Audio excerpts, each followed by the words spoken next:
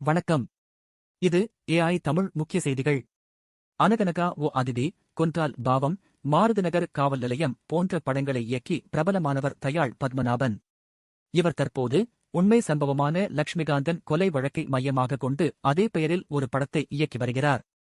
தமிழகத்தையே உலுக்கிய வழக்குகளில் ஒன்றான லட்சுமிகாந்தன் கொலை வழக்கு இன்றும் பல்வேறு கோணங்களில் விவாதிக்கப்பட்டு வருகிறது. 2M சினிமாஸ் இப்படத்தை தயாரிக்கிறது. தர்புகா சிவா இந்த படத்துக்கு இசையமைத்துள்ளார்.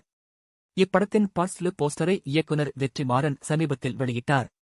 இதில் வெற்றி, ரங்கராஜ் பாண்டே, பிரிகிடா, லிஸ்ஸி ஆண்டனி, சரவணன், லொள்ளு சபாமாறன், இளவரசு, சுப வீரபாண்டியன் மற்றும் கவிதா பாரதி ஆகியோர் நடித்துள்ளனர்.